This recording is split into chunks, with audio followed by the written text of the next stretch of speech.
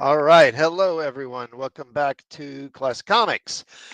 I apologize for the delay. Originally, I was going to start at 7, but then, like 2 minutes before I was going to go on, I got a phone call from my nephew who's about to head off to college for the first time, and then I didn't want to just blow him off. So I had to take the call. And actually, I didn't even really think I was going to live stream today. I spent the last 10 days with my National Guard unit and just got back earlier, like the middle of the day, and wasn't really planning to stream, but I kind of had some time to kill. It was basically either work on the live stream or I could get out in the backyard and do yard work. And I didn't really want to get out there in 100+ degree heat after driving, a couple hours. So here I am. And besides, there was also a number of stories that I wanted to address since the last live stream I did. And actually, I didn't do it last weekend either. So it would be a 3-week break if I hadn't gone ahead and done it this week. So, but yeah, so there were a number of interesting stories that came down this past week. You've probably heard about some of them. So we'll go ahead and get started here. I don't think this uh, stream will be one of the longer ones. Probably shouldn't go much more than an hour. So we'll start with Fantastic Four. So let me go ahead and bring this up here. And I haven't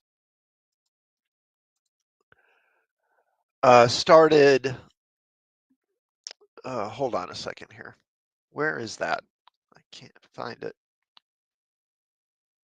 Okay, there it is. All right. So this weekend, Fantastic Four opened finally. Of course, this coming 2 weeks after Superman opened in theaters. And of course, not surprisingly, there's a bit of a rivalry going on here.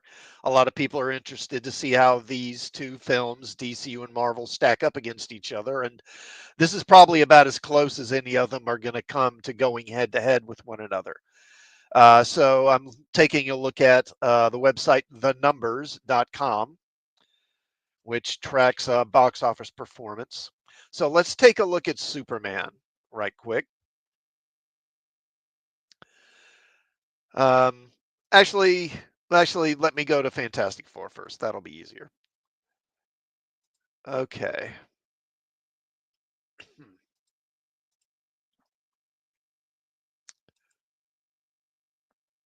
Okay, let me bring it up here. There it is. Okay. All right. So Superman opened, the sort of pre-opening was on July 10th, Thursday, July 10th, and then it opened on the weekend of July 11th, 12th, 13th. And so at the end of the weekend, it had made 125 million plus some change. So Fantastic Four had a really big opening. Okay, so I've got Superman twice. Okay, let me bring Fantastic Four up here. All right, here we go. Okay, so initially it seemed to be doing better than Superman. So Superman's sort of Thursday opening, 22.5 million, basically. Whereas Fantastic Four opened to nearly 24.5 million, so almost 2 million more on Thursday night. Then on Friday, Superman for its first Friday made 56. This is Superman, right? Yeah. A little over 56 million, while Fantastic Four made 57 million. So, the numbers are pretty close, but still, Fantastic Four seemed to be beating Superman out. And after that, after Friday, of course, a lot of the observers were predicting that Fantastic Four was going to beat out Superman, but they took a big drop on Saturday. So on its first Saturday, Superman made 37 million, and a little more, whereas Fantastic Four made 33.2 million, so a bit under what Superman made. And then similarly on Sunday. Now the final numbers have yet to be made official, I think. But for its first Sunday, Superman made 31.3 million, basically, while the Fantastic Four has made 27.8 million. Again, a bit under there. So the final tally for Fantastic Four, it looks like, is projected to be 118 million, roughly, whereas for Superman in his first weekend was 125 million. So it looks like, as far as opening weekends go, uh, Superman is going to has performed better than Fantastic Four will. Now, Fantastic Four, of course, will win this weekend. It'll be number one at the box office because Superman's now going into its third week. But since most of these big tentpole movies, they're pretty front loaded. They make most of their money in the first weekend, first week or so. So the fact that Fantastic Four is already kind of underperforming a bit does not bode well for it at all. And honestly, it's not even as if Superman is exactly blowing the doors off. It's doing pretty solid business domestically, but overseas, it seems to be really struggling. And it'll be interesting to see how Fantastic Four does internationally, because I think that may wind up being the difference. I'm not sure. And also, I have seen Fantastic Four, but I haven't done my review yet. Like I say, I just got home from the guard earlier today, so I'm probably not going to have my review of Fantastic Four out until, I don't know, maybe Tuesday. I want to have it done by Tuesday. I'd prefer to have it done by then. And just to mention, I won't be doing my usual Trek Talk live stream on this Tuesday, because I don't have time to get that ready and to get the Fantastic Four review ready. And since the Fantastic Four review is more timely, I want to go ahead and get that done and get it out of the way. Okay. All right. Let's see here. There we go. Let me bring that down. Now, what do we got next here? Oh, here we go. Yeah, so let me bring this up.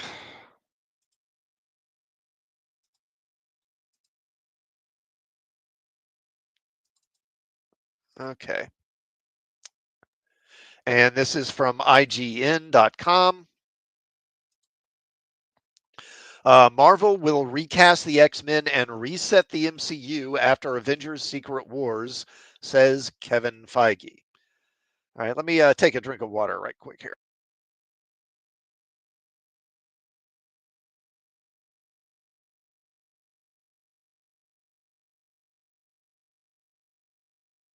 Okay. And actually, Andrew Wordna was here earlier and did leave a like. So thank you to Andrew. Thanks for stopping by and doing that. I do appreciate it.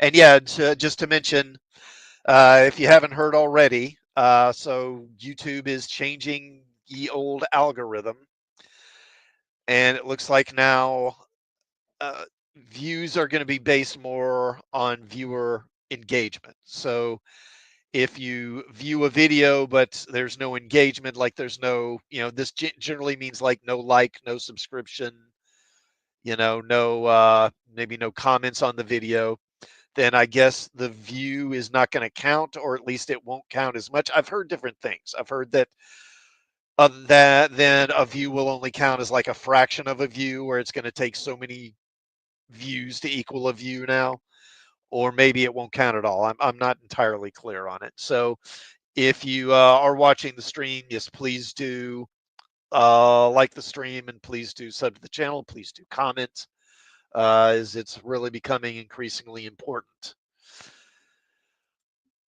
All right. Now we'll look into the article here. Now, although Hugh Jackman returned for Deadpool and Wolverine, and several of the original cast members of the X-Men franchise will appear in Avengers Doomsday, Marvel Studios president Kevin Feige said in a recent interview that the studio plans to recast the X-Men characters when the superhero team gets its own MCU movie. In conversations with several trade publications, including Variety, Feige pointed to the Secret Wars comics from 2015 as the studio's inspiration for a reset of the MCU. Quote, we're utilizing that story not just to round out the stories we've been telling post Endgame, just as importantly, and you can look at the Secret Wars comics for where that takes you, it very, very much sets us up for the future, Feige said. Endgame literally was about endings. Secret Wars is about beginnings. Feige clarified that the MCU's first X-Men movie to be directed by Thunderbolts director Jake Schreier will be a reset, not a reboot of the MCU. Quote, reboot is a scary word, Feige said. Reboot can mean a lot of things to a lot of people. Reset, singular timeline. We're thinking along those lines. X-Men is where that will happen next. The X-Men movie will recast the iconic mutants and return the franchise's focus to being on the young mutants attending Xavier's School for Gifted Youngsters. Quote, they have been a place to tell stories about young people who feel different and who feel other and who feel like they don't belong, Feige said. That's the universal story of mutants, and that's where this is going. Which factors would you like to see, or which actors would you like to see play the X-Men in the new film? Tell us in the comments. So, I mean, that's not a big surprise. Now, I think it is interesting, because they say they really do kind of emphasize the X-Men, the recast X-Men being young. That would seem to suggest they're not going to have, say, Wolverine, who's generally portrayed, as an adult. You'd rarely see him as a kid. I know there was one, what was that? There was one X-Men cartoon where they did that, where even Wolverine was shown to be like a teenager or something.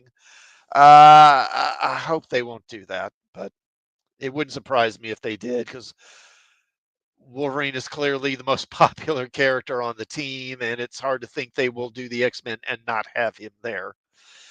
But honestly, after seeing X-Men, or after seeing Fantastic Four, at this point, I'm not terribly excited to see an X-Men reboot. And again, I don't want to give too much away, because I haven't done my review yet. But I'm not too high on the Fantastic Four first steps. I'll just tell you that for free. It's not a terrible movie, but I found the movie to be very frustrating, a bit disappointing. But again, I'll get into details in my review. Okay, so let's move on to the next thing. This is one of the main reasons I wanted to do this stream, of course, is, as you probably heard, some folks passed away this past week, maybe a little over a week. And that's kind of why I wanted to do this, because all three of these people loomed pretty large in the consciousness of Gen X, I think, back in the 80s. And I just felt like compelled to do, because they usually don't cover a lot of celebrity specific news and celebrity deaths and stuff. But I just kind of felt I couldn't resist doing it here. So these articles are all going to be from the Hollywood Reporter. So I'll just start here. How about that?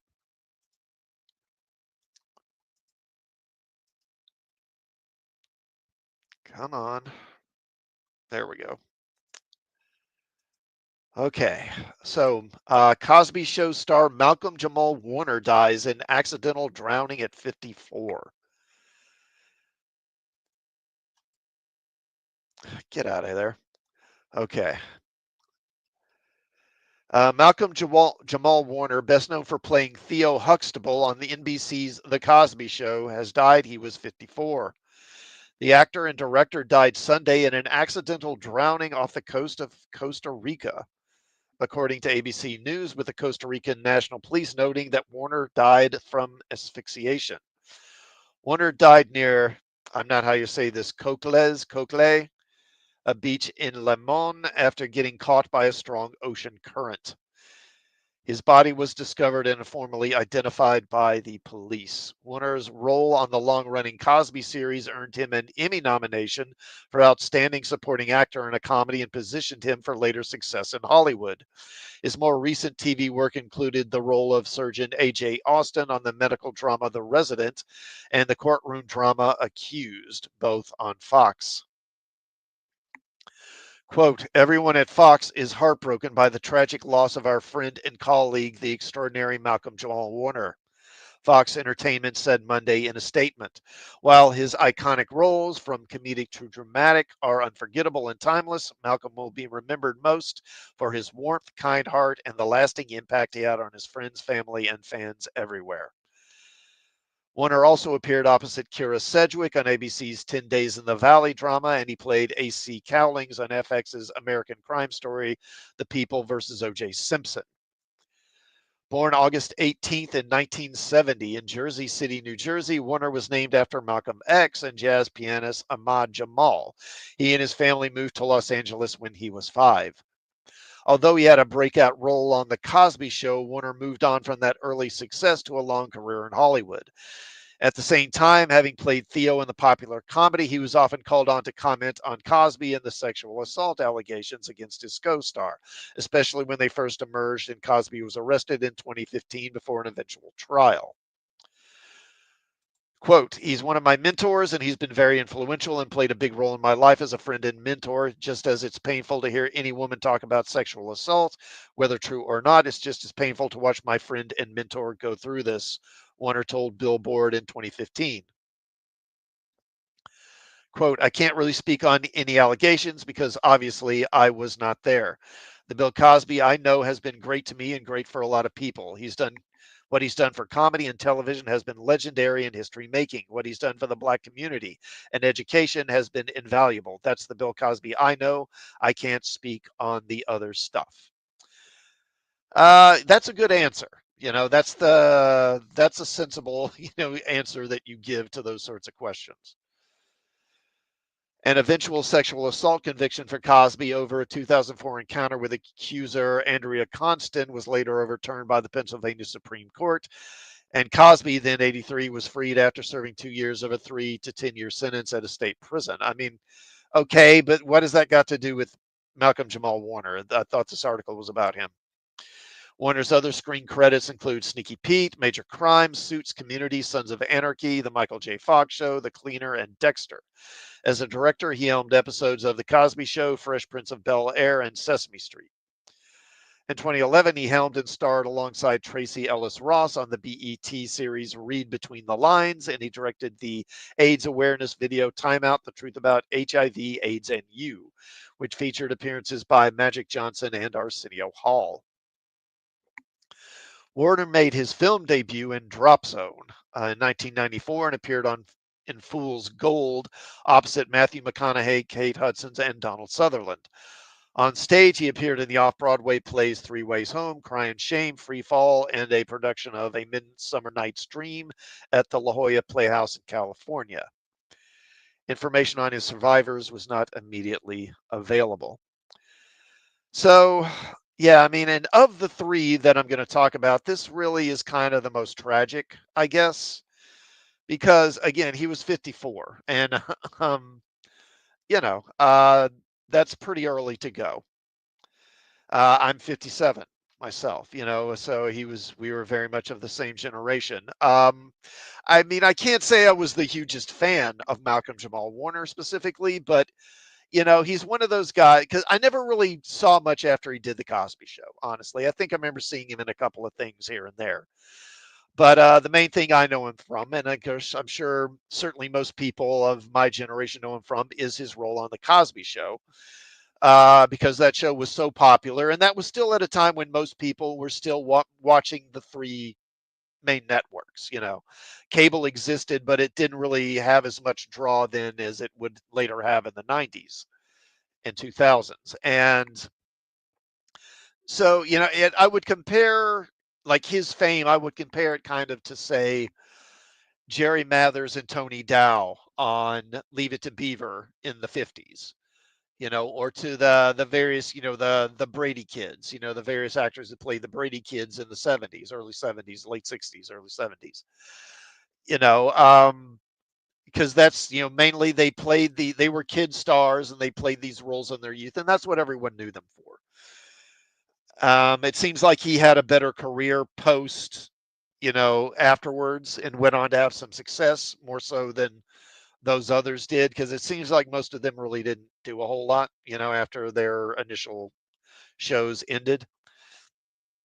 But it was kind of a similar theme in that, even if you didn't watch the show or you didn't really particularly like it or whatever, you still knew the show, you knew them, you knew their faces, you knew their names, you knew who they were, and probably have some pretty specific memories of them. And yeah, man, it is just a shame. It's just a shame for him to go this early. But be careful, I guess, when you're in the ocean. It's the ocean's not your friend. So if you're out there, be careful, please. Okay. Now we'll move on here. And of course, this is definitely a big one here. And again, this is the Hollywood Reporter. Ozzy Osbourne, godfather of heavy metal, dies at 76. Oh, I didn't know this. He died just 17 days after playing his final show with Black Sabbath. I didn't know that. Ozzy Osbourne, the pioneering heavy metal singer who rose to prominence in the early 70s with Black Sabbath before establishing a successful solo career and playing himself on reality TV, died Tuesday. He was 76. Quote, "It is with more sadness than mere words can convey that we have to report that our beloved Ozzy Osbourne has passed away this morning," Osbourne's family confirmed in a statement. He was with us. He was with his family and surrounded by love. We ask everyone to respect our family and privacy at this time. His death comes just 70 days after he played his final show in Birmingham, Alabama. Birmingham, Alabama. Birmingham, England. Sorry, I'm an American. I'm sorry. In Birmingham, England on July 5th, reuniting with Black Sabbath and joined by a star-studded roster, including Metallica, Guns N' Roses, and Steven Tyler, among others. Osbourne is known as one of the most influential artists of his generation and instrumental force in establishing metal music. He was inducted into the Rock and Roll Hall of Fame as a member of Black Sabbath in 2006, then for a second time as a solo artist last year. He has sold more than 100 million records worldwide in total and was inducted into the UK Music Hall of Fame as both a solo artist and for his work in the band. Born December 3rd, 1948, in Aston, West Midlands, UK, Osbourne was the son of a toolmaker father and factory worker mom, with 3 older sisters and 2 younger brothers. He had the nickname Ozzy since primary school. As he became a global star, he donned another nickname, the Prince of Darkness. Drawn to the stage in school, he became a huge fan of the Beatles at 14, crediting She Loves You with inspiring him to want to be a musician. He left school at 15 to work in construction as a plumber, car factory horn tuner, and an apprentice toolmaker. Life was hard in post-war England. They were still digging out of the wreckage of the war.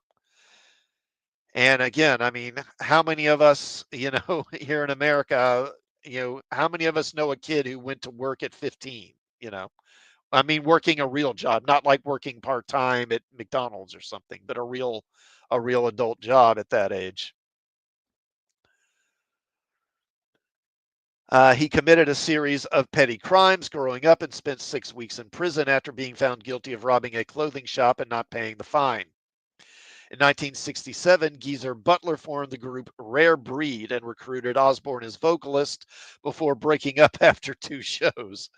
The two reunited in Polka Tulk Blues, along with mythology guitarist Tony Iommi and drummer Bill Ward, renaming themselves Earth.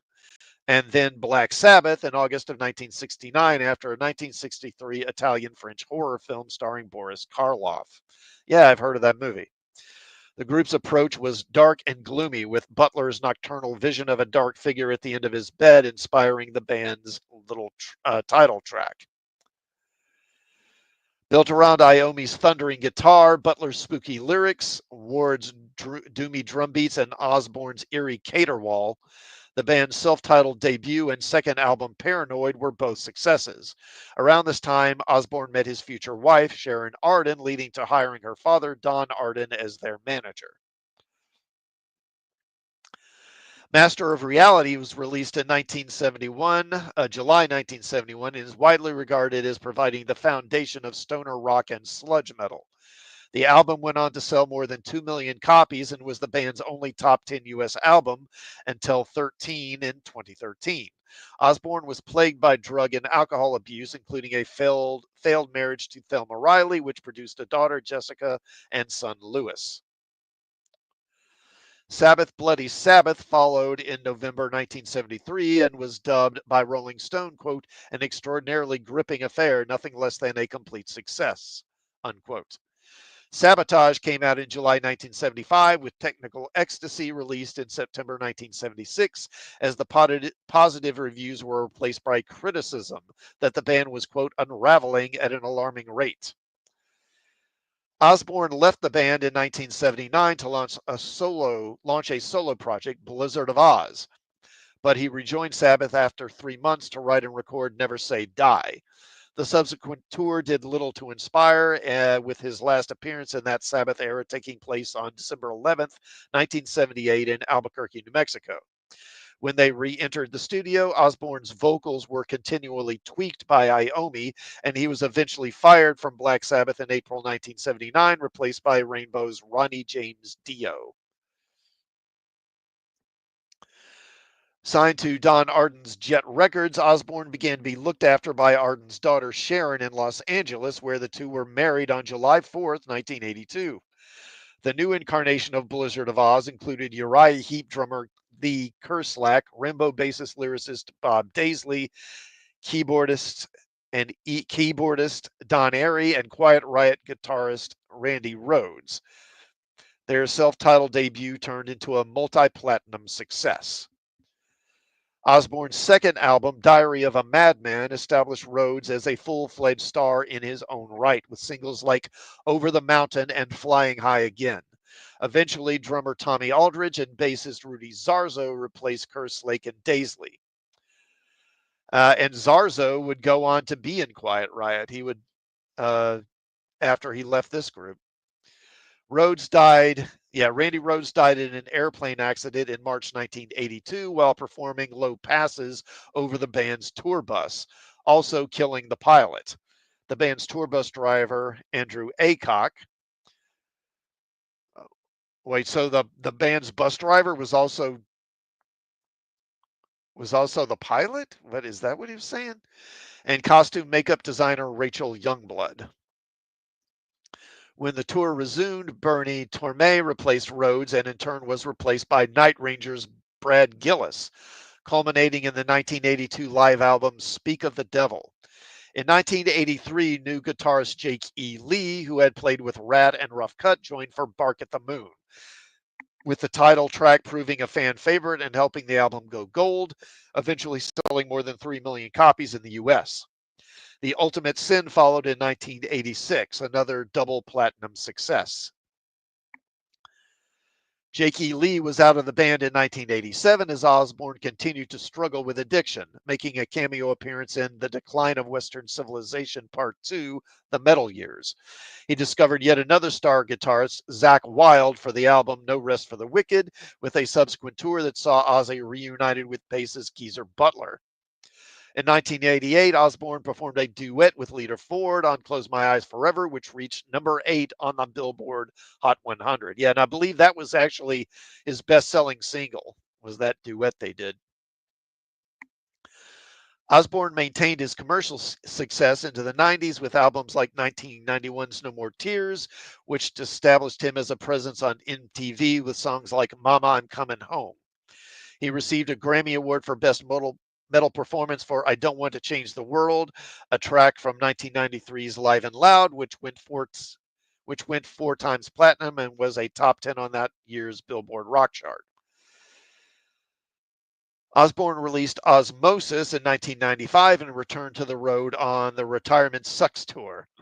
The album went to number 4 on the Billboard 200, going double platinum with tracks like Perry Mason, Ghost Behind My Eyes, Thunder Underground, and the power ballad See You on the Other Side. And a lineup that included Wild Butler, Steve Vai, and drummer Dean Castronovo, with Yes's Rick Wakeman and producer Michael Beinhorn on keyboards. During this period, Ozzy and Sharon launched Ozzfest in October of 1996 in Phoenix, a festival that spotlighted classic and newer heavy metal bands and went on to gross more than 100 million. It also spawned the 2005 MTV competition reality show Battle for Ozzfest, which followed the success of The Osbournes, the reality TV show that took viewers behind the scenes into the everyday life of Ozzy, Sharon, Kelly, and Jack, turning them all into household names during its 2000 to 2005 run. Yeah, and I mean, it really that really kind of introduced him to the millennial generation. That's a reality show. Oh, hey, Pop Culture Minefield. Hey, man, thanks for stopping by. Good to see you. Culture Minefield says just stopping by to support your stream and say hello. Thank you, man. I do appreciate it.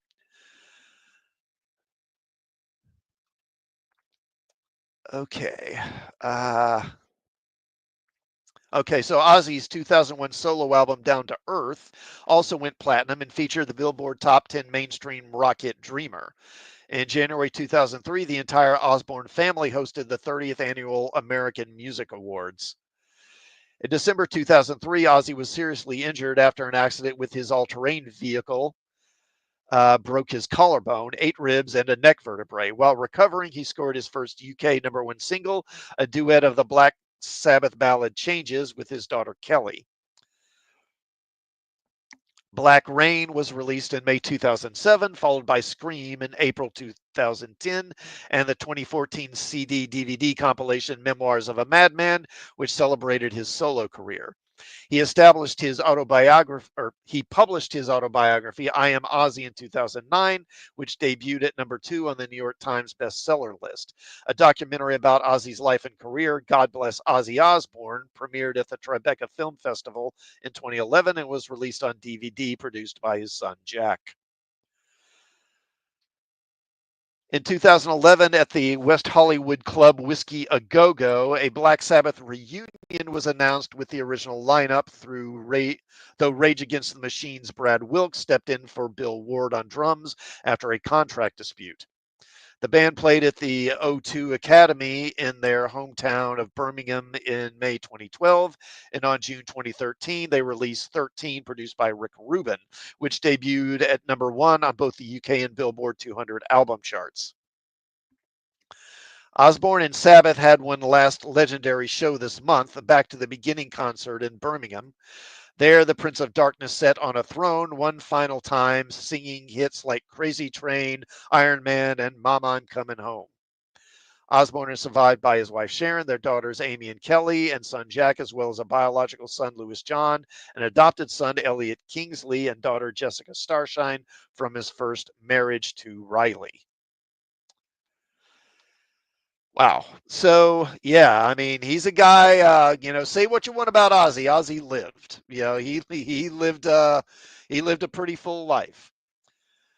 And honestly, it's kind of surprising he made it to 76. To be honest, if you'd asked me in the 80s, I would have thought he'll be dead by 50 probably, and would not have thought that he would make it that far. But being in Gen X and growing up in the 80s, he was definitely one of the most influential rock stars, particularly if you were a heavy metal fan.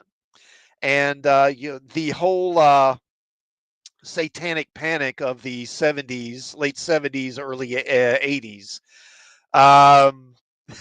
Ozzy definitely had a hand in, he definitely bore some responsibility for that, for the satanic panic with some of his album covers, which use some very, a lot of occult and demonic imagery.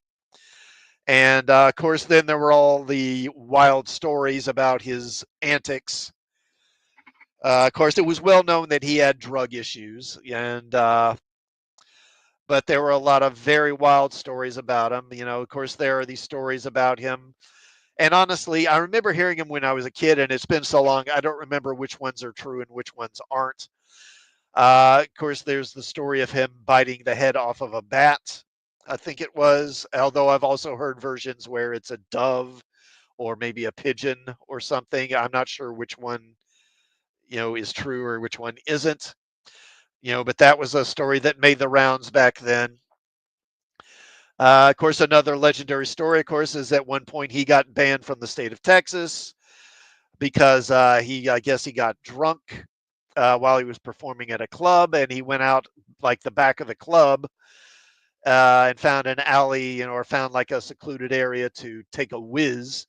And he was peeing on a wall, and the cops caught him. And it turned out that the wall he was peeing on was the wall of the Alamo, which, of course, is a state monument and a big piece of Texas history. And that resulted in him being banned from the state of Texas for I don't know how long. It was over a decade.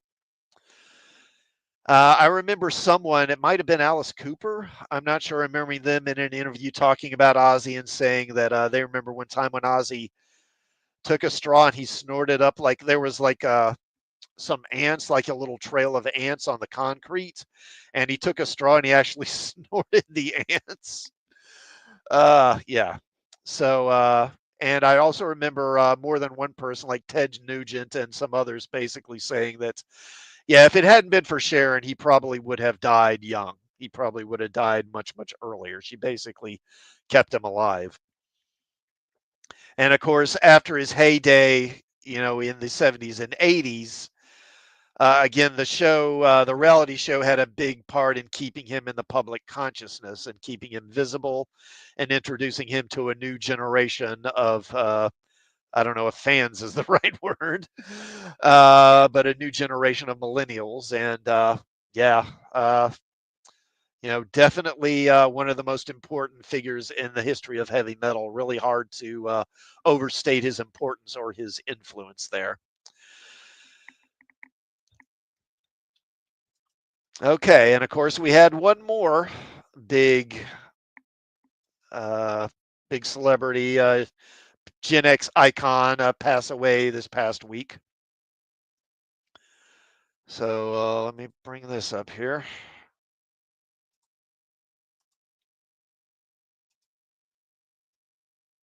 And I'm going to take a drink of water also, right quick. Give me just a moment here.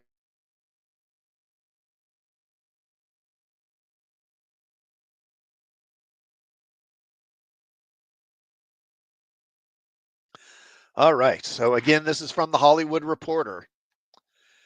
Hulk Hogan, pro wrestler who became a household name, dies at 71. Fueled by Hulkamania, he played good guys and bad in the ring, starring in movies, and had his own reality show and Saturday morning cartoon. Hulk Hogan, the blonde and boisterous body slammer who brought pro wrestling into the mainstream in the 1980s while becoming one of the most recognizable celebrities of his generation, died Thursday. He was 71. Hogan's death was confirmed to the Hollywood Reporter by promoter Eric Bischoff, his partner in the recently launched Real America Freestyle Amateur Wrestling League. TMZ reported that medical personnel were sent to his home in Clearwater, Florida, with operators stating it regarded a cardiac arrest. The Hulkster headlined WrestleMania 8 times, with perhaps his most memorable bout in the WWE's signature event coming in 1987 against the 520-pound Andre the Giant, his mentor in the Pontiac Silverdome before a then record crowd of 93,173 people. Yeah, that was WrestleMania 3, if I remember correctly. He won the World Wrestling Entertainment Championship 6 times during his career. The 6'7", 320 pounds in his prime Hogan. See, I always heard he was 6'8". Like I would look at the wrestling magazines back then at the time, And they always said he was 6'8", not 6'7". But that's 6'7's probably the truth. They probably exaggerated stuff in those magazines a lot. Born Terry Bollea, he would enter the ring in yellow body trunks, boots, and a bandana, his muscles bulging, his body glistening. Accompanied by his Real American theme music, he would rip apart his singlet and cup his ear to the roaring crowd. Post-match, the crowd got their money's worth too. Hogan would cup his ear once more and pose, flexing his 24-inch pythons and often waving a large American flag. It was all part of Hulkamania. Quote, when we say Hulkamania will live forever, it's immortal, he said. Inside the ring, he started out as a babyface, a hero, only to reinvent himself as a rule-breaking heel. His over-the-top acting skills naturally led him to Hollywood, where he betrayed the wrestler Thunder Lips in Rocky III. In 1982, in his big screen debut, Stallone would induct Hogan into the WWE Hall of Fame in 2005 and said that the wrestler sent 4 stuntmen into intensive care after he jumped into the crowd in one scene. Hogan went on to star in other films such as No Holds Barred, Suburban Commando, Mr. Nanny, and Santa with Muscles, and in the 1994 syndicated series Thunder in Paradise. He also appeared as himself in everything from the A-Team and Baywatch to Gremlins 2. Was he in Gremlins 2? I don't even remember that. Spy Hard and Muppets from Space. And he lent his voice to episodes of Robot Chicken and American Dad. In 1985, Hogan co-hosted with Mr. T Saturday Night Live and was the star of the CBS Saturday morning cartoon Hulk Hogan's Rockin' Wrestling. He faced Jay Leno in a PPV tag match and lost, and starred alongside his first wife and 2 kids in the reality show Hogan Knows Best. In his heyday, he was the most requested celebrity for the Make-A-Wish Foundation. Ah, interesting. So in his heyday, more kids, I guess, wanted to meet him than anybody else. Interesting. Not surprising, really. Not everything went smoothly for Hogan. In 1984, he admitted that he had used steroids for 13 years. Oh, really? I never would have guessed. I'm shocked. I'm shocked, Rick. Shocked to learn there are steroids being used. 12 years later, he was ostracized by the WWE and removed from its Hall of Fame after he was heard making disparaging racial comments in a leaked sex video. Yeah, yeah, it's that's kind of the big black mark on him, I think, is that thing. In 2016, the wrestler was awarded $140 million by a Florida jury after he sued the celebrity website Gawker, which had released a clip of the video. Peter Thiel, the billionaire co-founder of PayPal, backed Hogan's case.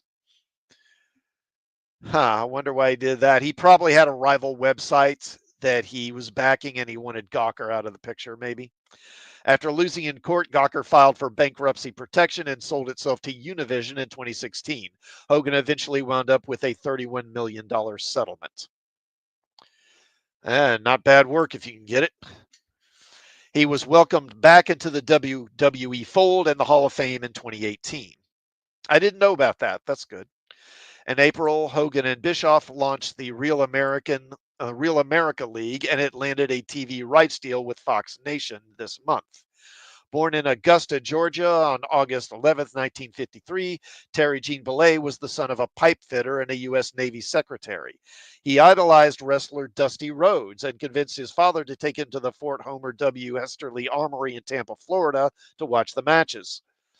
Bollea was a Little League pitcher and later a guitarist for Florida rock bands before he was spotted at Hector's Gym in Tampa by wrestling scouts and urged to train with Japanese star Hiro Matsuda. Quote, the wrestlers were like Greek gods to me, he wrote in his 2002 autobiography, Hollywood Hulk Hogan. They were giants, larger than life, and the combination of entertainment and physicality that I saw in the wrestling ring was something I had never seen in other sports. And that, I guess you'd say, was where it all started for me. He wasn't always Hulk Hogan. His earlier character incarnations were the masked Super Destroyer, Sterling Golden, and Terry the Hulk Boulder. That last nickname came during a morning talk show interview in Mobile, Alabama, when he came face to face with Lou Ferrigno, star of CBS's The Incredible Hulk. Quote, when I got on the show, the host looked at Ferrigno and he looked at me and he said, my God, you're bigger than Lou Ferrigno. You're bigger than the Hulk. He recalled, and I said, that's fine because I'm the real Hulk. Hulk wrestled for promoter Eddie Graham's Championship Wrestling from Florida and Vern Gagne's American Wrestling Association in Minneapolis. And during a stint in Japan, he was nicknamed Ichiban, meaning number one, after he defeated the great Antonio Inoki. God, there's a name I haven't heard in a long time, Antonio Inoki. Yeah, he was a big deal back then. His lifelong friendship with WWE boss Vince McMahon began in 1979 when he was put against stars Ted DiBiase, Bob Backlund, and Andre the Giant, whom he said, quote, grab me by the back of my shirt and straighten me out. He noted during his Hall of Fame speech, quote, more than anybody in the ring, Andre taught me how to be a professional in his business. Well, I mean, probably because there was no one else who could really tell Hogan what to do. I mean, when you were as big as the guy, there probably weren't many who were comfortable with basically grabbing him by the scruff of the neck and telling him when he was a rookie and straightening him out, you know. But even as big as he was, if Andre comes and grabs you and says you better listen, you're probably going to listen. His lifelong friendship, okay, I already did that. In the WWE, Hogan would begin his pre-match interviews with Gene Okerlund by yelling, quote, well, let me tell you something, Mean Gene. He would be sure to call everyone brother and end by asking, what you going to do when Hulkamania runs wild on you? The birth of Hulkamania occurred in New York's Madison Square Garden on January 23rd, 1984, when Hogan leg dropped the Iron Sheik to capture the heavyweight crown. Yeah, the previous, the Iron Sheik only had that championship for 1 or 2 weeks. He defeated Bob Backlund, who had been the WWF champion for a pretty good while. I don't remember exactly how long. But yeah, he had been it for a while, and then he lost it to the Sheik, and it was clearly just to set up Hogan because Hogan came in and won it just 1 or 2 weeks later. And of course, he would pretty much dominate the WWF for the next decade, really. The following year, Hogan reached an out-of-court settlement for an undisclosed amount after he placed a sleeper hold on comedian and talk show host Richard Belzer, who passed out and hit the back of his head. He teamed with Mr. T at the inaugural WrestleMania in 1985 to defeat Rowdy Roddy Piper and Paul Orndorff, then faced King Kong Bundy in a blue steel cage the following year. Was it Bundy? I thought it was Big John Studd, but I don't know. It's been a long time. After a 14-year career with the WWE, Hogan was poached by Ted Turner to become the face of World Championship Wrestling. A parade was held for him at Disney's MGM Studios, and he won the title in his debut against Ric Flair.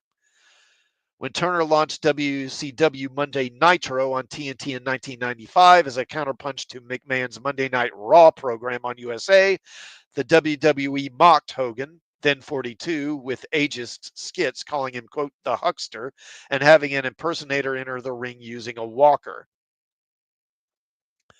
But Hogan had the last laugh with a career-resurging heel turn as the mystery third man during WCW's Bash at the Beach event in 1996. For wrestling fans, it was a shocking moment. The much-loved Hogan had turned bad guy with a leg drop on longtime friend Mandy Macho Man Randy Savage and joined forces with Kevin Nash and Scott Hall, who weeks earlier had also jumped ship from the WWE. The three wrestlers became known as the villainous rule-breaking New World Order. As its leader, Hogan now wore black and white, grew a beard, sported dark shades, cheated to win, and called himself Hollywood Hulk Hogan. As that character, he would win the title 6 times and battle longtime foes, including Piper, Flair, Lex Luger, Sting, Savage, and the Ultimate Warrior. In 1998, Hogan teamed with then Chicago Bulls star Dennis Rodman to fight Diamond Dallas Page and Karl Malone of the Utah Jazz, who had lost to the Bulls in the NBA Finals just weeks earlier. Also that year, he lost the WCW belt to Bill Goldberg, a former defensive tackle with the NFL's Atlanta Falcons, who was on a meteoric undefeated run. Their match was held at the Georgia Dome with more than 5 million households watched, the largest TV audience for a wrestling match in cable history. Hogan was back in the WWE after it purchased the WCW in 2002, and after he lost to Dwayne "The Rock" Johnson at WrestleMania that year before 68,237 fans at the Sky Dome in Toronto, he won the world title for the sixth and final time a month later at age 48 by beating Triple H. His final WWE match came at SummerSlam in 2006 when he defeated the upstart Randy Orton in Boston. He then joined TNA Impact in 2009 as an on-screen authority and occasional wrestler before exiting in 2013. Survivors include his wife Sky, whom he wed in 2023, and his children Nick and Brooke from his first marriage to Linda Claridge. They were married from '83 until their 2009 divorce. He was also married to Jennifer McDaniel from 2009 until a 2021 separation. In promoting his 2009 book, My Life Outside the Ring, Hogan drew a distinction between what was fake in wrestling and what was predetermined. Quote, fake implies the punches don't hurt and you never get injured, he said. That the blood is fake, that you keep getting knocked out in the ring is fake, that the people who have died in the ring is fake. It's as real as it gets. Yeah, so I mean, of the three, I'd say this is probably the one that had the biggest impact culturally. If you grew up in the '80s, I mean, Hulk was inescapable. He was omnipresent, and he was kind of, in many ways, he was kind of the Michael Jordan of pro wrestling because he transformed the sport. You know, if you want to call it a sport, obviously it's not a real sport, quote unquote, sports entertainment, however you want to call it. Because there was wrestling before Hogan and after Hogan, and there was basketball before Jordan and after Jordan, and he like Jordan, he became just almost like a real life superhero. He was so much larger than life, and again, just everywhere, and everyone knew who he was. Everyone recognized him. He's just an indelible part of that decade. Personally, I remember the first time I saw him, I first got into wrestling, like in the very early '80s. I was living in Memphis at the time. And it might have been late '70s. He had a very short stint where he came into Mid South Wrestling and he was a heel. And I think he was actually called Terry Hogan at that point. He wasn't Hulk Hogan yet, I don't think. And he had a brief little, I think, kind of feud with Jerry Lawler, who was like the big guy in Memphis wrestling at the time. And actually, it was during that time God, what's his name? Okay, I'm blanking on the name now, but if you remember the wrestler Honky Tonk Man, who was in the WWF in the '80s, I forget that guy's real name, but Honky Tonk Man, if you don't know, Honky Tonk Man is actually Jerry Lawler's cousin. He and Jerry Lawler are related, and he was actually at Mid South Wrestling at this time. Not as Honky Tonk Man. He would take on that character later. He had dyed blonde hair at the time. He was like him and another guy, and they both had dyed blonde hair. I think they called themselves the Fabulous Blondes or something like that. I don't remember, but he was in the territory at that time, and he actually let Hogan, I think, stay in his place because Hogan didn't have a place to live while he was there, and he basically slept on Honky Tonk Man's couch for I think a few months. And that's what led to him eventually coming into the WWF because after, of course, Hogan was only there a little while. And of course, he went on to be, the Hogan we all know. Now, again, I can't remember his name, but the guy that became Honky Tonk Man, he kicked around for a while. Eventually, he wound up in Canada, I think in Toronto, maybe. I don't remember if it's Toronto or where. Uh, but sometime in like the mid 80s, WWF came up there. And because he was wrestling in that area, I think he got an opportunity to be on the WWF card, like as a on the undercard. He wasn't a big name or anything, but he was up there in the Canada as the Honky Tonk Man, and he was a heel, of course. And when he crossed paths with Hogan again, Hogan basically got him into the WWF. He basically told McMahon, "Hey, this guy's good. You know, he's a good worker. Let's bring him in here. Let's get him in." And that's how Honky Tonk Man wound up in WWF. Um, and actually, if you want to see something really wild, what I would recommend is go on YouTube and do a search for Mid South Wrestling Concession Stand Brawl. Because there was a match, I think, again, this was like maybe 79, where these guys, the Fabulous Blonde guys, they had a tag team match with a guy named Bill Dundee and another guy. And basically, they had a match that spilled out of the ring, and it actually wound up in the concession stand at the Coliseum they were in the venue. It might have been the Mid South Coliseum, but I think it was somewhere else actually. But it's pretty wild. If you're a wrestling fan, I recommend checking that out. Mid South Wrestling Concession Stand Brawl. Um, and of course, like they mentioned here, of course, the first time I think most people saw him, most the average American saw him was in Rocky 3 when he played Thunder Lips. That kind of set him up for fame, I guess. And yeah, I mean, again, kind of like Ozzy, this one isn't entirely a shock.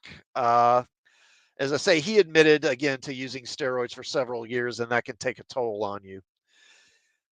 And you know, it's sad. Again, just a really larger than life guy. My friend, you know, Stone Lucky, he put it well. He had a live stream where he talked about that, and he said the world got a little less awesome this week, and I think that's a good way of putting it. A real shame. I hope I hope the folks up in heaven are saying their prayers and eating their vitamins. Okay. What am I on time? Wow, I'm at an hour already. Okay, so I'm probably not going to do all these stories then. I'll maybe just do one or two more and we'll wrap up here. Let's see. What do I want to talk about? Oh, okay. That.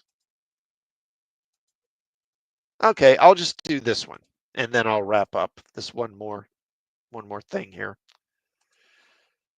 Now, personally, I didn't even notice it, but in Superman, of course, you know, the Justice League meets in the, you know, Hall of Justice. Now, apparently, there was a mural on the wall in the background, which I never even noticed. So, you know, I guess I wasn't paying enough attention. But there was a mural on the wall inside the Hall of Justice that had some superheroes on it. And well, let me get rid of this stupid ad. Okay, here we go. And I got an article here that kind of goes over the heroes that are in this mural because it kind of gives you a look at the history of James Gunn's DCU and some of the superheroes that exist in that continuity. This is from comicbookmovie.com. All 26 characters in the Hall of Justice's mural identified with ties to Wonder Woman and more.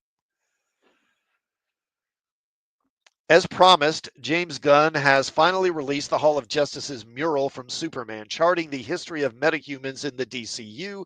It features a total of 26 characters, many of whom have ties to present-day superheroes such as Zatanna, Wonder Woman, and The Flash. Now we have some high-res shots of the mural, along with a breakdown of every major character who appears in it.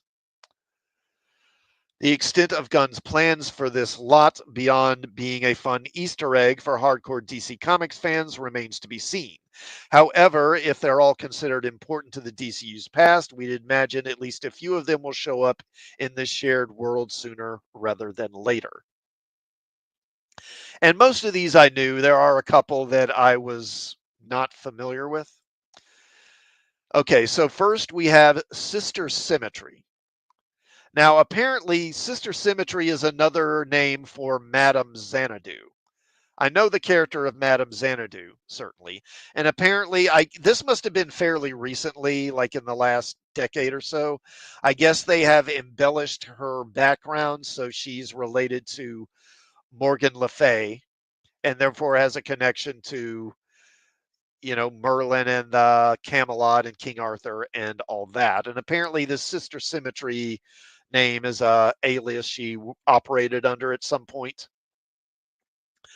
Sister Symmetry is a powerful sorceress who wields the cloak of Syra and is imbued with powers by the Lords of Order.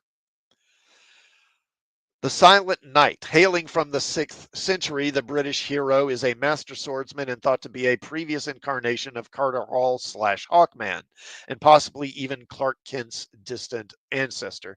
Yeah, because I believe his name is Kent, if I remember correctly. A pretty obscure character.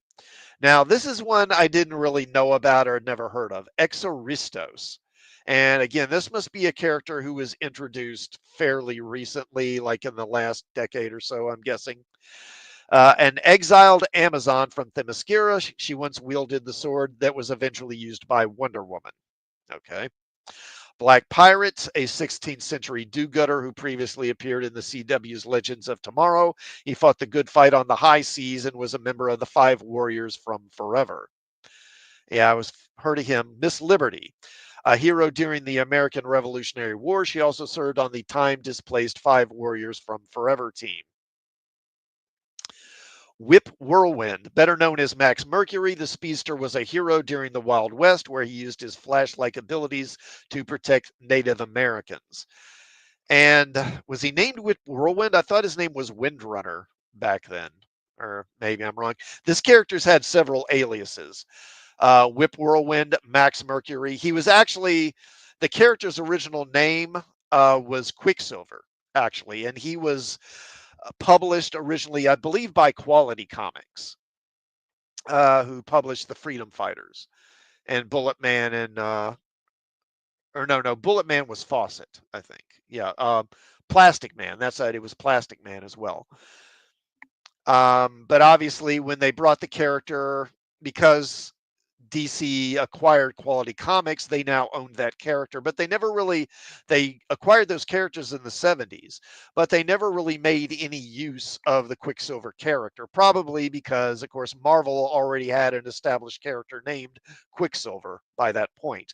But in the 90s, Mark Waid, who was writing The Flash, brought the character back and naming him Max Mercury. And they established Max Mercury as kind of a mentor to Wally West and some other speedsters. And he's the one who really kind of showed Wally the ropes on how to wield the Speed Force and that sort of thing. Super Chief, an Iroquois warrior from the 15th century. His powers were granted by the Manitou Stone, but only last for an hour at a time. Lazarus Lane, this Wild West hero was made the spirit of vengeance by the Wise Owl, who took on the moniker El Diablo. However, the demon only takes over his body when he's asleep or unconscious. Now, El Diablo's an old character. He's been around for a while, but the stuff of him being possessed by a spirit of vengeance and all that, I believe that's a pretty recent embellishment they did on his character. Before he was basically just kind of a Zorro knockoff, honestly. Chop Chop Wung Ching is a young Chinese pilot who served in the Black Hawk Squadron during World War II. And honestly, he wasn't even a superhero, really, so why is he even there? The Ghost of Flanders. Rip Graves faked his death to become a superhero, becoming a mass crime fighter during World War II. Like G.I. Robot, he kills bad Germans. Sandman, not to be confused with the Neil Gaiman character Wesley Dodds, carries a gas gun into action and uses his prophetic dreams to help him figure out the crime scenes he encounters. Amazing Man. Will Everett served as this Golden Age vigilante during World War II and gained powers after being kidnapped and experimented on by the Ultrahumanite. He can now mimic and absorb any material. Zatara. Giovanni John Zatara is the father of Zatanna. Like his daughter, he cast spells by speaking them backwards and was a key member of the Justice Society of America. Was he? I mean, not really. No, he wasn't. I mean, he was around during that time, but he wasn't really a regular member of the Justice Society at all. I don't know what they're talking about there. Liberty Bell, another DC character who has had multiple characters hold the mantle. She activated her powers by ringing the Liberty Bell. The Libby Lawrence version is the wife of Johnny Quick and Jesse Quick's mother. Bullet Man. This World War II superhero used his crime cure serum to battle bad Germans and donned the gravity regulator helmet to deflect bullets. Bullet Man. Bullet Man's wife had the same powers and gadgets as her husband. Max Mercury. This time to play Speedster will be best known to many of you as the mentor of the Flash, Wally West, and Kid Flash. Yeah, so this is the same guy as Whip Whirlwind. They're the same person, and like I say, he's had other aliases. TNT, Thomas N. Tex Thompson, has radioactive powers that generate heat energy, which he used against the bad Germans. He later joined the All Star Squadron and Seven Soldiers of Victory. Dan the Dynamite, Texas student, got involved with his teacher's crime fighting when he was exposed to the same experiment that granted TNT his abilities. Phantom Lady, this Golden Age squadron member used her black light ray to project black light, allowing her to create darkness and turn invisible. Atomic Knight, tasked with restoring peace and order, Gardner Grail wore an experimental radiation resistant armor in the post apocalyptic world created by World War III. Freedom Beast. The South African superhero succeeded Bawana Beast as the primary protector of African wildlife. He accesses the Red, a mystical force tied to Swamp Thing and Animal Man. Wildcat. Ted Grant was part of the Justice Society of America and a former heavyweight boxing champion who moonlights as a superhero. His mystical 9 lives make him particularly durable. Vibe. This fan favorite Arrowverse character was one of the first Latino superheroes and uses vibrational manipulation to defeat his foes. Gunfire. And I gotta say, I'm a bit stunned that this character is here. Able to turn anything into a gun, a Bloodlines parasite granted Andrew Van Horn his impressive powers. Maxwell Lord, the founder of the DCU's Justice Gang, doesn't have powers in the comics. Well, actually, yeah, he did. Eventually, he didn't originally, but eventually he did. But does this mural suggest he's a metahuman as well? Chances are he just fancies himself as being worthy to stand alongside these great heroes. So yeah, originally Maxwell Lord did not have powers, but he did eventually acquire mind control abilities. Quote, oh, there was a ton of thought put into it, a ton of thought, Gunn recently said of the mural's importance, not necessarily specifically see all of them, but yes, some of them we already have in the works and different things in different ways. Which of these characters would you like to see in the DCU? Let us know your thoughts in the comment section and check out some high-res shots of all of Justice's mural below. So, yeah, so here are some shots of the image. So there's Sister Symmetry, Silent Knight, Exoristos, Black Pirates, Miss Liberty, Whip Whirlwind, Super Chief, El Diablo or Lazarus Lane or whatever they called him. Oh yeah, and there's this one. They didn't even mention him, so I'm surprised they skipped him. So I've heard this is supposed to be Slam Bradley. I don't know. I don't know about that. That's a Ghost of Flanders, I believe. Sandman, Amazing Man, Zatara, Liberty Bell, Bullet Man, Bullet Woman, Max Mercury, Dan the Dynamite. Or no, that's TNT. That's Dan the Dynamite, Phantom Lady, Atomic Knight, Freedom Beast, Wildcat, Vibe, Gunfire, and Maxwell Lord.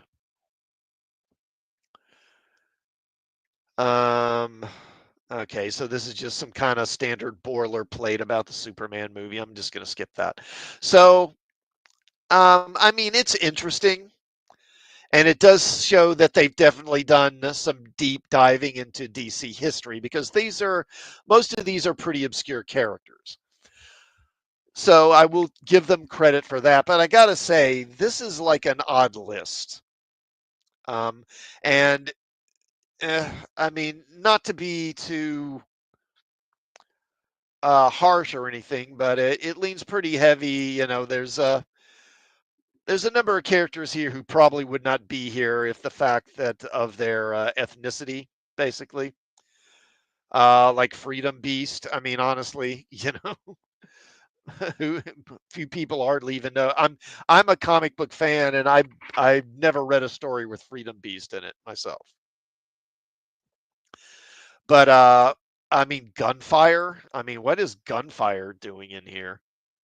Uh, I don't know. I mean, it just seems like some of the choices are a bit odd. Gunfire. Who cares about gunfire?